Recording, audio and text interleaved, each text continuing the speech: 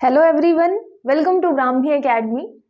आज हम मध्य प्रदेश की जो जनजाति वाला टॉपिक है उससे एमसीक्यू के कुछ क्वेश्चंस देखेंगे।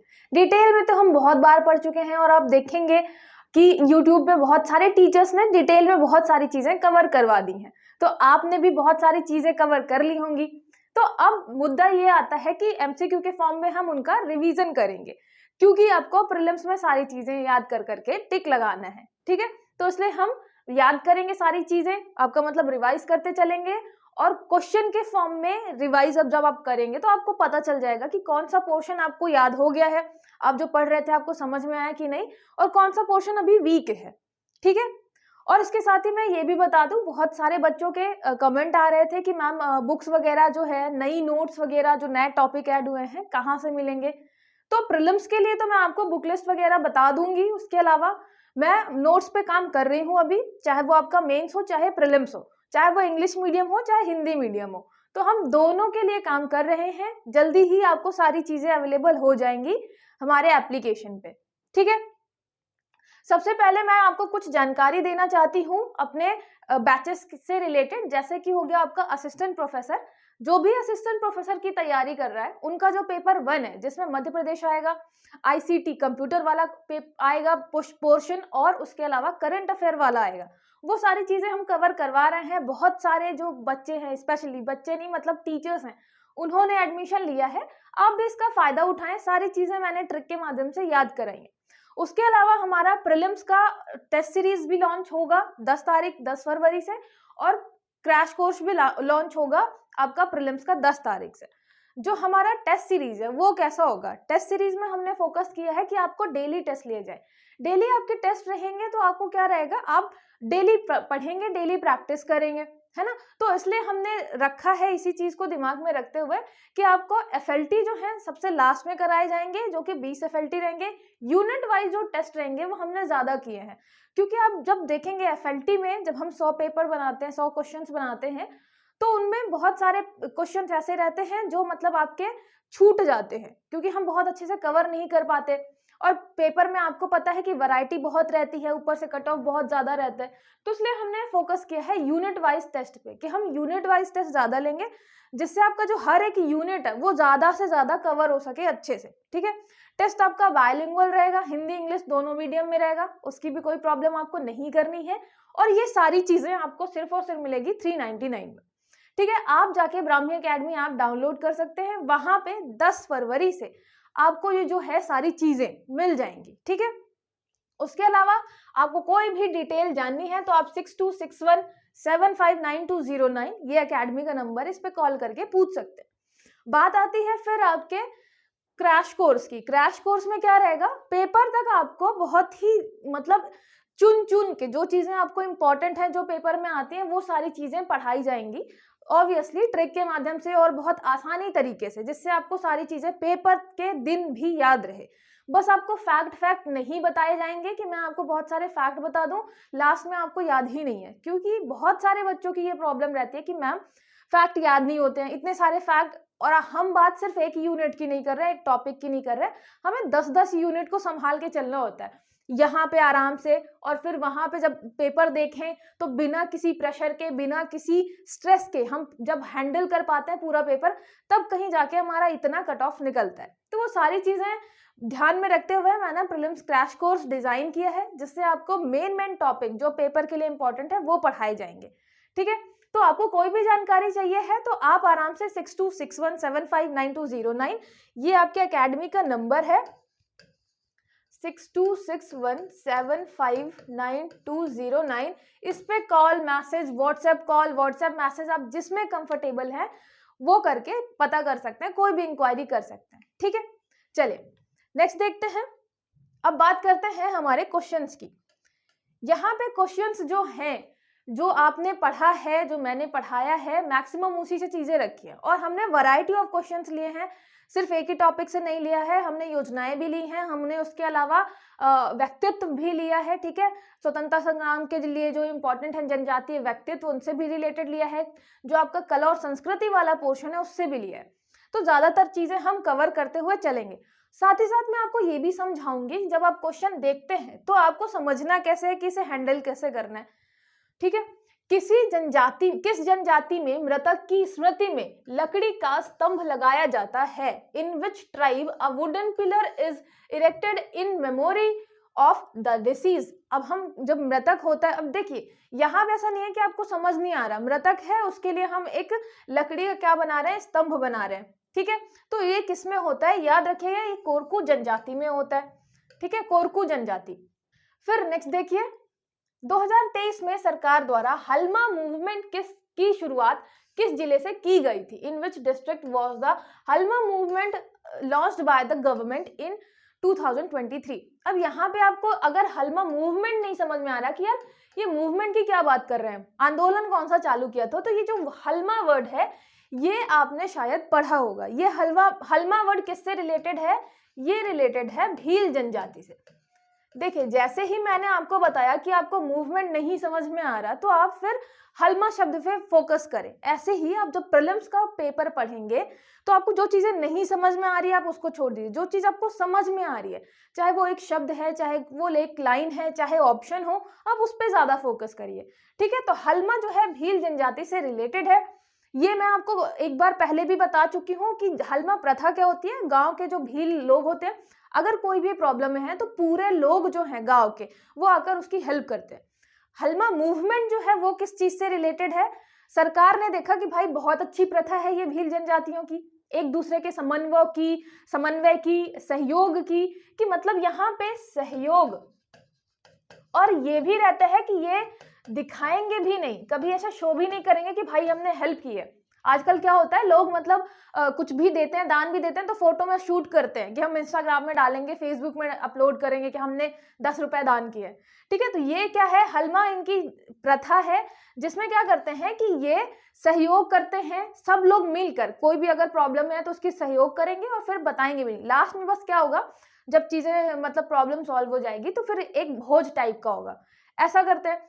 तो गवर्नमेंट ने क्या किया, गवर्नमेंट ने इस प्रथा को इसलिए भी प्रमोट किया पूरे मध्य प्रदेश में कि हम इससे बहुत सारी चीजों से लड़ सकते हैं। स्पेशली किससे लड़ सकते हैं? जो आपका ग्लोबल वार्मिंग है, ग्लोबल वार्मिंग, ठीक है। तो ये चालू कहां से हुई थी? ये हुई थी, अब जब मैंने भील बता दिया आपको तो मंडला और बालाघाट तो वैसे भी कैंसिल हो गए, आपको पता है लोकेशन। अब देखिए यहाँ पे आपको अपने दिमाग में हर एक चीज बना के चलनी है। हमें भील का लोकेशन पता है जो कि आपके पूर्वी साइड है, अब हमें पता है कि ये कैंसिल क्योंकि ये होगा नहीं।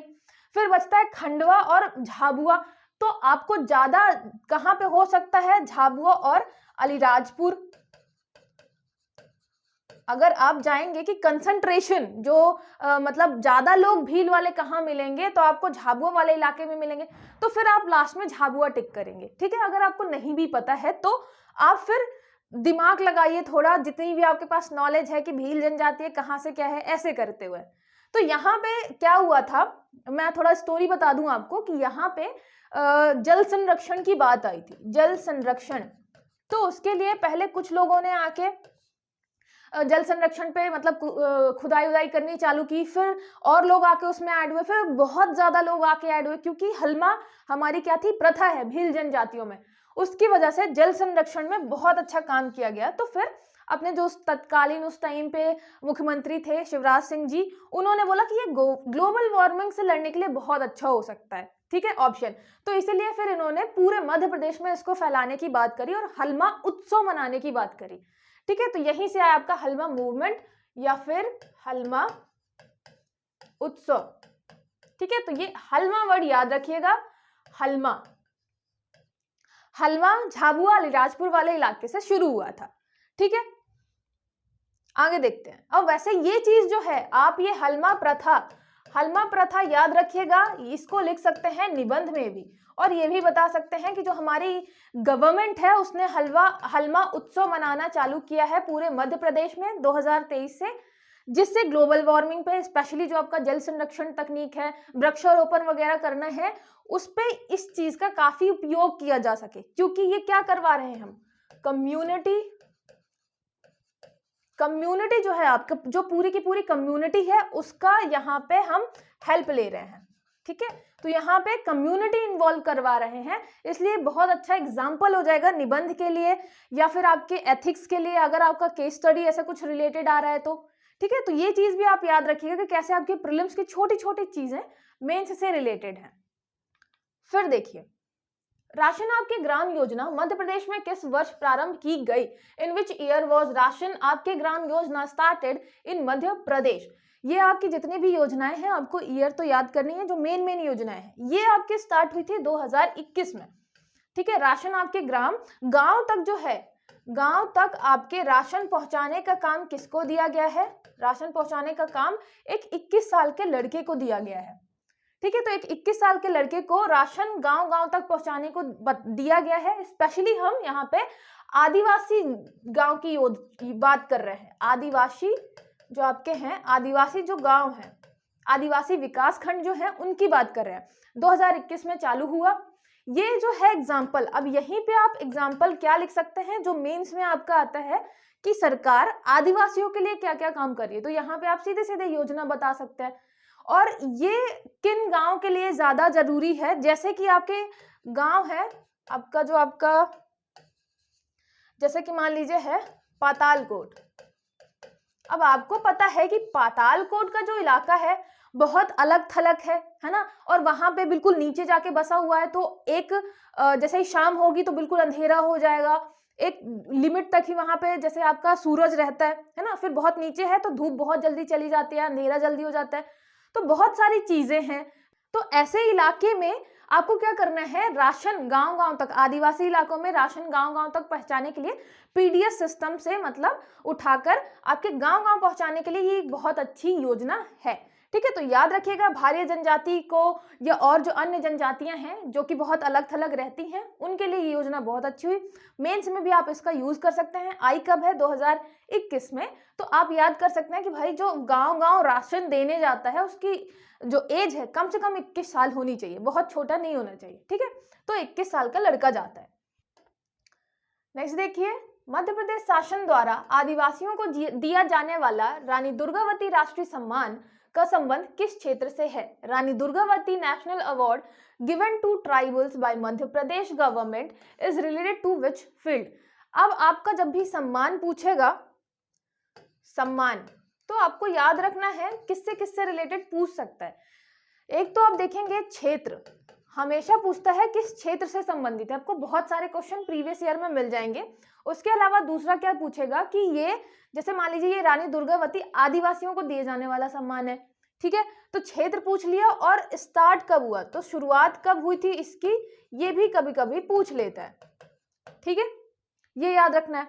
रानी दुर्गावती याद रखिएगा सबसे पहले तो कि ये रिलेटेड किससे है, तो ये रिलेटेड है महिलाओं से, मतलब आपको ये सम्मान दिया किसको जाएगा, तो ये आदिवासी महिला को दिया जाएगा, आदिवासी महिला। ठीक है, आदिवासी महिलाएं जो हैं उनको दिया जा सकता है। फिर अगर हम क्षेत्र की बात करें कि किस किस क्षेत्र में दिया जा सकता है, तो यहाँ पे हो गया खेल, शिक्षा, उद्यमिता, कला और शिल्प। तो ये है आपका कला और शिल्प से रिलेटेड। ठीक है, और सिर्फ कला और शिल्प नहीं है, इसके अलावा आपको मिल जाएगा जैसे समाज सेवा, समाज सेवा, सोशल सर्विस की बात करें हम, सोशल सर्विस जो जो भी करते हैं। उसके अलावा आपका प्रशासन में अगर कुछ अच्छा काम किया है, प्रशासन मतलब आपका एडमिनिस्ट्रेशन, तो प्रशासन में अगर कुछ अच्छा योगदान दिया है, ठीक है, योगदान दिया है, कुछ अच्छा काम किया है, तो प्रशासन में भी मिल सकता है। उसके अलावा कला में मिल सकता है, शिल्प में मिल सकता है। ठीक है, तो ये भी याद रखिएगा। उद्यमिता मतलब आपका एंटरप्रेन्योरशिप, खेल, स्पोर्ट्स, शिक्षा, एजुकेशन। ठीक है, तो याद रखिएगा किस फील्ड में दिया जाता है ये भी आपको याद रखना है। ठीक है, और किसको दिया जाता है, आदिवासी महिलाओं को दिया जाता है। किस क्षेत्र में दिया जाता है, स्टार्ट कब हुआ था, तो ये 2008 में स्टार्ट हुआ था। तो याद रखिएगा ये हुआ था 2008 में स्टार्ट। ठीक है, अब याद कैसे कर सकते हैं कि जो आपकी दुर्गावती जी हैं, दुर्गावती जी मतलब बहुत ज्यादा क्या रहती है, अपनी बात पे अड़ जाती है कि नहीं अब यही करना है तो यही करना है, कुछ भी अचीव करना है तो करना है। तो 8 का हम हमेशा क्या बनाते हैं, अड़ जाना। तो अड़ किसके लिए गई, अड़ गई आदिवासी महिलाओं के लिए, कि आदिवासी महिलाओं को हमें कला के लिए, शिल्प के लिए, उसके अलावा समाज सेवा अगर कर रही हैं उसके लिए, और अगर प्रशासन में कुछ अच्छा काम कर रही हैं उसके लिए अवार्ड देना है, सम्मान देना है। ठीक है, तो इससे आपको ये चीजें तो एक दो बार याद करेंगे तो याद भी हो जाएगा। स्पेशली है ईयर याद करना, तो ईयर जरूर याद रखिएगा। दुर्गावती जी अड़ गई थी अपनी बात पे कि आदिवासी महिलाओं को सम्मान देना है। और सीधी बात है, ये चीज आप जब फोकस करेंगे कि आदिवासी महिलाओं के लिए सरकार क्या कर रही है, तो प्रोत्साहन देने के लिए, महिला जो है वो जब अच्छा काम कर रही हैं तो उनको बढ़ावा देने के लिए हम सम्मान दे रहे हैं, गवर्नमेंट अपनी सम्मान दे रही है, ठीक है। तो आप वहां पे भी यूज कर सकते हैं। फिर नेक्स्ट हो गया आपका, भूमिका किस जनजाति के अति सम्मानित व्यक्ति होते हैं। भूमिका is a highly respected person of which tribe. एक चीज जरूर याद रखिएगा कि आपको भूमिका या भूमिका मिलेगा, ठीक है। यहाँ पे मतलब आप जानते हैं कि ये ट्राइबल के अलग अलग मतलब सम्मानित व्यक्ति हैं या कुछ भी हैं इंपॉर्टेंट, जैसे पंच हो गए या कोई प्रधान हो गया। तो कभी कभी क्या होता है, भूमिका थोड़ा सा अपभ्रंश हो जाता है, कहीं कोई कुछ और बोल रहा है, कहीं किसी गांव में कोई और बोल रहा है कुछ। तो आप अगर थोड़ा ऊपर नीचे भी होता है कि कहीं भूमिका लिखा है कहीं भूमिका लिखा है, तो समझ जाइएगा कि हम बात किसकी कर रहे हैं, है ना। थोड़ा बहुत अपभ्रंश हो जाता है, क्योंकि अगर हम थोड़ा भी मतलब एक गांव से दूसरे गांव भी जाएंगे ना, तो थोड़ा अपभ्रंश हो जाएगा भाषा में, बोलने में, ठीक है। तो भूमिका जो है वो है आपके कोरकू के अति जनजाति अति सम्मानित व्यक्ति, ठीक है। तो ये हो गया आपका कोरकू। अब हमने कोरकू का इसके पहले भी देखा था। तो कोरकू जो है, कोरकू ये रिलेटेड है आपके किससे, भूमि से। भूमिका का आप भूमि भी कर सकते हैं कि कोरकू जो है भूमि को बहुत मानते हैं। तो कोरकू हो गया और हो गया भूमिका, ठीक है। अब देखिए, कुछ लोगों को ट्रिक जो है बहुत इरिटेटिंग लगती है, बहुत सारे लोगों ने कमेंट भी किया और बहुत सारे लोगों ने पॉजिटिव में भी कमेंट किया। तो हमेशा मैं बोलती हूँ कि जब भी आपको लगे कि ये ट्रिक मतलब आपको ट्रिक से नहीं पढ़ना है या कुछ भी, आप स्किप कर दिया करें, ठीक है, आगे बढ़ जाया करें। और इन सारी चीजों से अगर थोड़ी भी किसी को हेल्प मिलती है, लास्ट तक पेपर में आपके 1 से 2 क्वेश्चन भी सही हो रहे हैं, तो बहुत इंपॉर्टेंट है वो, ठीक है। क्योंकि आपको पता है कि ऐसे ही 1-2 क्वेश्चन आपको कट ऑफ के बाहर करते हैं। तो ये हो गया भूमिका, भूमि को बहुत प्यार करते हैं आपके कोरकू, तो इसलिए अति सम्मानित व्यक्ति कहा जाता है आपका भूमिका। नेक्स्ट देखिए, 1857 की क्रांति से संबंधित अम्बापानी के युद्ध का नेतृत्व किसने किया था। Who led the Battle of Ambapani related to the Revolution of 1857? यहाँ पे अम्बापानी का युद्ध जो है ये लड़ा था आपके भीमा नायक जी ने, याद रखिएगा, ठीक है। तो भीमा नायक जी थे, इनके साथ आपके खाज्या नायक भी थे, ठीक है, खाज्या नायक भी थे। तो खाज्या नायक जी की मृत्यु भी हो जाती है इस युद्ध में। तो ये भीमा नायक, खाज्या नायक, ये सब आपके अम्बापानी के युद्ध से रिलेटेड हैं, जो कि हुआ था 1857 की क्रांति के दौरान, ठीक है। भीमा नायक जो है, ये क्वेश्चन पूछ चुका है किस रियासत से रिलेटेड है, तो या फिर सीधे सीधे याद रखिए ये रिलेटेड कहाँ से है, तो ये रिलेटेड है सेंधवा बड़वानी वाले जिले से, ठीक है। तो ये बड़वानी जिले से रिलेटेड है आपके खाज्या नायक, भीमा नायक, ठीक है। और ये क्वेश्चन आप देखेंगे घूम फिर के भीमा नायक पे जरूर बनता है, भीमा नायक, तांत्या भील आपके, तो याद रखिएगा, ठीक है। नेक्स्ट देखिए, क्रांतिकारी बादल भोई का संबंध 1857 की क्रांति से है। Revolutionary Badal Bhoi is related to the revolution of 1857। Chhindwara में बादल भोई जनजाति संग्रहालय स्थित है। Badal Bhoi tribal museum is situated in Chhindwara. अब बताना है सत्य कथन कौन सा है। तो पहला वाला जो है कथन 1857 की क्रांति, ये बिल्कुल गलत है। बादल भोई जी जो हैं, बादल भोई जी रिलेटेड कहाँ से हैं, ये रिलेटेड हैं छिंदवाड़ा से। और बात करें कि ये कब एक्टिव हुए, क्रांतिकारी कब बने, तो ये एक्टिव थे 1923 के टाइम पे। यहाँ पे इनके इलाके में होता है, कांग्रेस की एक सभा लगती है, तो हजारों ये आदिवासियों को लेकर जाते हैं वहां पे सभा में सम्मिलित होने। उसके अलावा 1923 में वो कलेक्टर के सामने क्या करते हैं, आंदोलन करते हैं। उसके अलावा ये मतलब बादल भोई जी आप ये मान के चलिए कि 1923 जो आपका जब चल रहा था असहयोग आंदोलन, सविनय अवज्ञा आंदोलन, उस टाइम पे ये एक्टिव थे, ठीक है। 1923 में जब बहुत सारी जगह जंगल सत्याग्रह होता है, तो ये जंगल सत्याग्रह भी कर रहे होते हैं अपने इलाके में। और सीधी बात है, ये रिलेटेड थे आदिवासी, ठीक है, आदिवासी थे आपके बादल भोई जी, छिंदवाड़ा से रिलेटेड थे और ये रिलेटेड थे किस टाइम से? असहयोग आंदोलन, सविनय अवज्ञा आंदोलन। असहयोग आंदोलन मतलब आपका नॉन कॉपरेशन, है ना, ये उस टाइम पे थे आपके बादल भोई जी। 1857 की क्रांति से रिलेटेड नहीं है। दूसरा वाला बिल्कुल सही है, जो आपका म्यूजियम था छिंदवाड़ा में, ट्राइबल म्यूजियम, उसका नाम कर दिया बादल भोई जनजातीय संग्रहालय, बादल भोई ट्राइबल म्यूजियम। सत्य कथन हो गया आपका केवल 2। ठीक है, चलिए नेक्स्ट देखते हैं। निम्नलिखित में से किसका संबंध पिथौरा चित्रकला से है? Who of the following is related to Pithora चित्रकला? सबसे पहले तो आपको ये याद करना पड़ेगा कि जो हम पिथौरा चित्रकला पढ़ते हैं वो किस जनजाति से रिलेटेड है। तो किस जनजाति से रिलेटेड है? ये रिलेटेड है भील जनजाति से। और जब आप चित्रकला पढ़ेंगे या फिर ये पढ़ेंगे कि पिथौरा चित्रकला में कौन कौन फेमस है, तो पिथौरा भील चित्रकला, तो ये रिलेटेड हो गया आपका भील से। अब इनमें से देखना है कि कौन भील जनजाति से रिलेटेड है, जो धैयाबाई, दुर्गाबाई, भूरीबाई या इनमें से कोई नहीं। तो आपको मैंने भूरीबाई के बारे में जब बताया था तो मैंने बताया कि आप भा और भा इससे रिलेट कर सकते हैं कि भूरीबाई भील जनजाति से रिलेटेड है। तो ये हो गई आपकी भूरीबाई जो करती हैं पिथौरा चित्रकला। इनको पद्मश्री भी मिल चुका है, तो आप ये नाम बहुत बार पढ़ते हैं, पद्मश्री। ठीक है, तो पद्मश्री मिल चुका है भूरीबाई जी को, भील जनजाति से रिलेटेड है, पिथौरा चित्रकला से संबंधित। ठीक है, कला के क्षेत्र में इनको पद्मश्री मिला था। जितने भी आपके जैसे जोधैयाबाई हो गई, दुर्गाबाई जी हो गई, ये जिस चीज के लिए फेमस है, स्पेशली पूरा का पूरा उनका नाम याद रखिएगा। ठीक है, जैसे आपका मतलब भूरीबाई का पद्मश्री मिला है, किस क्षेत्र में मिला है, और अगर हम बात करें चित्रकला की तो भीली चित्रकला भी आ सकता है ऑप्शन में, या फिर पिथौरा चित्रकला भी आ सकता है। ठीक है, क्योंकि हमें चित्रकला भी डिटेल में पढ़ना है जनजातियों की, तो ये भी याद रखिएगा पिथौरा चित्रकला आपकी भील जनजाति से रिलेटेड है। ठीक है, नेक्स्ट देखिए, शंकर शाह का संबंध गोंडवाना रियासत से था। Shankar Shah belong to Gondwana princely state. फिर 1564 में अकबर के साथ युद्ध में ये शहीद हुए थे। He was martyred in the battle with Akbar in 1564। तो आपको पता है कि ये बिल्कुल गलत है ना। शंकर शाह और रघुनाथ शाह हम कब पढ़ते हैं? ये हम पढ़ते हैं 1857 की क्रांति में।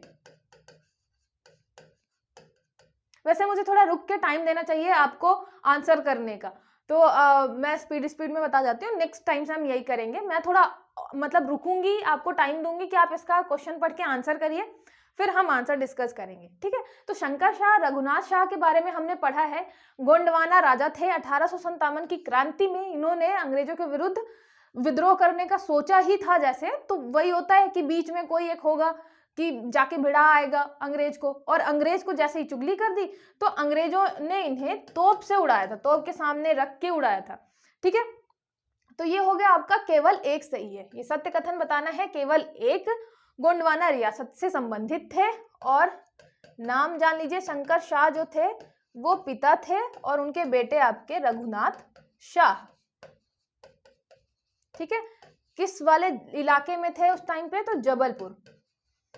तो ये जबलपुर वाले इलाके में थे 1857 की क्रांति में।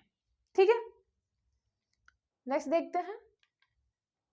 झाबुआ जिले से संबंधित आदिवासी गुड़िया शिल्प का संबंध निम्नलिखित में से किससे है? Tribal doll craft belonging to Jhabua district is related to which of the following? Durgabai, Shanti Parmar, Kamlabai, इनमें से कोई नहीं।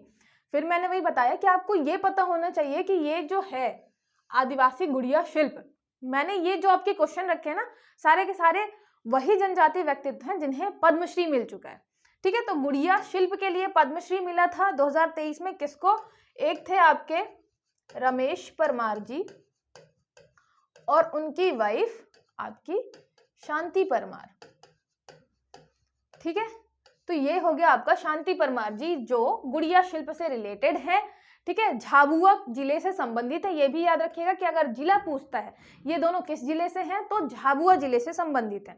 ठीक है, और सीधी बात है, मैंने आपको अभी बता दिया, इनको पद्मश्री मिल चुका है, पद्मश्री से सम्मानित है। पद्मश्री से जितने भी व्यक्ति सम्मानित हैं, आप उनके किस कला के लिए सम्मानित हैं उस कला के बारे में अच्छे से, गुड़िया शिल्प के बारे में आप थोड़ी अच्छे से जानकारी इकट्ठा कर लीजिएगा, क्योंकि ऑब्वियसली इससे फिर थोड़ा डीप क्वेश्चन भी बन सकता है। ठीक है, नेक्स्ट देखिए, गोंडवाना शासक संग्राम शाह द्वारा किस ग्रंथ की रचना की गई थी? Which book was composed bye Gondwana ruler संग्राम शाह? कर्पूर मंजरी, उत्तर रामचरित, रस रत्न माला, विद्या विनोद। ये है आपके रस रत्न माला। रत्न के बारे में लिखा था संग्राम शाह जी ने। आपको पता है कि पहले सबसे प्रतापी राजा थे गोंडवाना संग्राम शाह।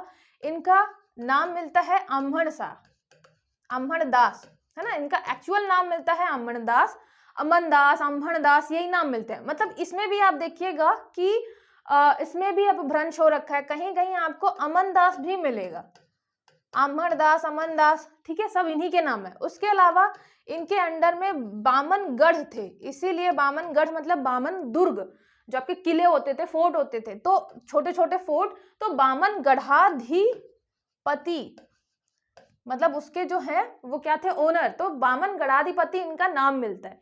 तो ये सारी चीजें रिलेटेड है संग्राम शाह से, याद रखिएगा। बहुत विद्वान थे, खुद बुक लिखी थी, उसके अलावा विद्वानों का संरक्षण करते थे, ठीक है। तो ये हो गया आपके गोंडवाना शासक संग्राम शाह जी। अम्हण दास, ये इन्होंने रत्न के बारे में लिखा था, ठीक है। अम्हण, ये जो अपने अमन थे, अमन जब भी संग्राम करने जाते थे बहुत रत्नों की प्राप्ति होती थी, कुछ भी आप रिलेट कर सकते हैं। तो अमन था आपका, जब भी संग्राम करने जाता था, ये संग्राम मतलब आपका युद्ध ना, तो जब भी संग्राम करने जाएगा तो उसे बहुत सारे रत्न मिलेंगे, ठीक है। और आप संग्राम शाह से रिलेटेड जितने भी फैक्ट है ना, उनको एक साथ करके पूरी एक कहानी बना के याद करेंगे तो ज्यादा सही रहेगा, ठीक है। अभी तो मैंने ये तीनों फैक्ट आपको बता दिए कि आपको याद हो जाए। फिर नेक्स्ट आया आपका जननायक टांट्या भील राज्य स्तरीय सम्मान का संबंध किस क्षेत्र से है? जननायक Tantya Bhil state level honour is related to which field? समाज सेवा, कला, खेल, पत्रकारिता। याद रखिएगा टांट्या भील, यहाँ पे जननायक टांट्या भील, सीधी बात है, हम किसको दे रहे होंगे? आदिवासी को ही दे रहे होंगे। तो हम ये दे रहे हैं आदिवासी युवा को। आदिवासी युवा को क्यों दे रहे हैं? दो क्षेत्रों में देते हैं, एक तो आपका है शिक्षा, पढ़ाई लिखाई में कुछ अच्छा कर ले, या दूसरा है आपका खेल, पढ़ाई लिखाई में नहीं इंटरेस्ट आ रहा तो आप खेल में अच्छा कर लीजिए, ठीक है। तो ये हो गया आपका खेल, टांट्या नायक। अब याद कैसे कर सकते हैं? टांट्या भील जो थे बहुत ज्यादा एक्टिव थे, आपको पता ही है। तो टांट्या भील एक्टिव थे, उसके अलावा उनका दिमाग भी बहुत तेज चलता था। तो उनसे रिलेटेड अगर कोई सम्मान होगा तो हम शिक्षा और खेल को ही प्रमोट करेंगे, ठीक है। या फिर ऐसे मान लीजिए कि टांट्या भील जी का मानना था कि शिक्षा और खेल दोनों समाज के लिए बहुत जरूरी है, स्पेशली आदिवासी युवाओं के लिए। तो युवा के लिए आपका शिक्षा और खेल आया, और ये चीज आप मेंस में भी यूज कर सकते हैं कि आज के जो आदिवासी युवा हैं, सरकार उनके लिए क्या काम कर रही है। तो ये सारी चीजें जो हैं, सम्मान वगैरह देना, तो सीधी बात है, किसी गांव में कोई आदिवासी युवा है जिसने अच्छा खेल में प्रदर्शन किया है, हम उसको, सरकार क्या कर रही है, उसको सम्मान दे रही है। जब वो गांव में लौट के जाएगा तो 4-5 लोग और मोटिवेट होंगे उस चीज से कि हाँ हमें भी जाना है इस फील्ड में। जैसे आप पद्मश्री का ही सोच लीजिए, जितने भी लोगों को पद्मश्री मिलता है तो उसके आसपास के रिलेटिव, गांव वाले सारे मोटिवेट होते हैं कि अब हमें यही करना है, और वो पर्टिकुलर चीज जो है वो फेमस होती जाती है और ज्यादा। तो ये सारी चीजें आप मेंस में भी यूज कर सकते हैं, ठीक है। आज के लेक्चर में बस इतना ही है। आई होप आपको सारी चीजें अच्छे से समझ में आई हैं। प्रीलिम्स में आप सबसे मेन ये आप फोकस करें कि जब आप कोई क्वेश्चन देखें तो आराम से उसको क्या करें, पहले पढ़ें, जिससे आपको मतलब दिक्कत नहीं हो कहीं से भी। अगर आंसर नहीं भी आ रहा है तो कैसे उसको एलिमिनेशन मेथड या कहीं और से आपके पास जितना डेटा है उस डेटा से आंसर सॉल्व कर सकते हैं, ठीक है। कोई भी अगर आपको डाउट है या कोई भी क्वेरी है तो आपको नंबर जो मिला है उस पर कॉल कर सकते हैं। पीडीएफ के लिए आप टेलीग्राम चैनल ज्वाइन कर लीजिए। उसके अलावा आपको जो भी मतलब लग रहा है कि मेरी चीजें समझ में आती हैं, आप कनेक्ट कर पाते हैं, तो शेयर जरूर करिए ज्यादा से ज्यादा लोगों को।